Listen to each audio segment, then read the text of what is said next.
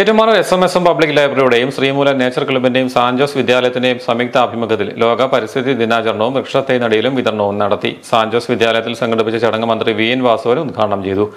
മാനവരാശി നേരിടുന്ന ഏറ്റവും വലിയ വെല്ലുവിളി പാരിസ്ഥിതിക പ്രശ്നമാണെന്നും ഭൂമിയെ സംരക്ഷിക്കേണ്ടത് ഓരോരുത്തരുടെയും കർത്തവ്യമാണെന്നും മന്ത്രി VN വാസുദേവൻ പറഞ്ഞു. യുണൈറ്റഡ് നേഷൻസ് എന്തിനാണ് ലോക പരിസ്ഥിതി ദിനം ഇങ്ങനെ ആചരിക്കണം എന്ന് പറയുന്നത്?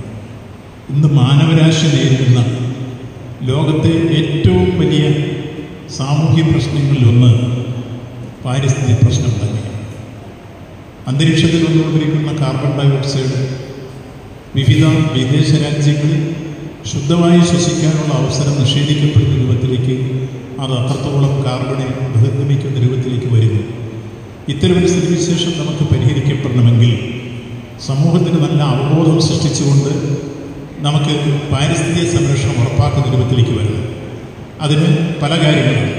ഒന്ന്, പച്ചപ്പ് വീണ്ടെടുക്കുക. എന്താണ് ഈ പച്ചപ്പ്? മരം നടുന്നതിൻ്റെ ഉദ്ദേശമുള്ള മരം നടുന്നതിൻ്റെ ഉദ്ദേശം ആ മരത്തിൽ വരുന്ന പച്ചിലകൾ, ആ പച്ചപ്പിൽ നിന്ന് അന്തരീക്ഷത്തിലെ കാർബൺ ഡയോക്സൈഡ് ആഗിരണം ചെയ്യാൻ കഴിയുന്ന ഫോട്ടോസിന്തസിസ് നടക്കും എന്നതാണ് ഇതിൻ്റെ സയൻസ്.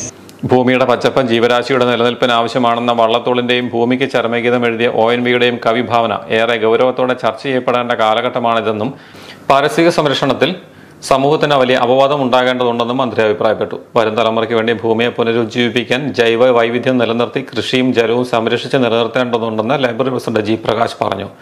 സാൻജോസ് വിദ്യാലയ അങ്കണത്തിൽ അധ്യാപകർക്കും വിദ്യാർത്ഥികൾക്കും മന്ത്രി വൃക്ഷത്തൈ നട്ടു. പരിസ്ഥിതി പ്രവർത്തകരെ ആദരിക്കലും വൃക്ഷത്തൈ വിതരണവും മന്ത്രി നിർവഹിച്ചു. കൊടുവത്താനം സെന്റ് ജോസഫ് പള്ളി വികാരി ഫാദർ ലോബ് കരിമ്പിൽ, ഏറ്റുമാനൂർ രാധാകൃഷ്ണൻ, സാൻജോസ് വിദ്യാലയ principal sister Anupama, library secretary P. Raju, PTA president MV Muraleedharan, Raju കുടലിൽ തുടങ്ങിയവർ പ്രസംഗിച്ചു.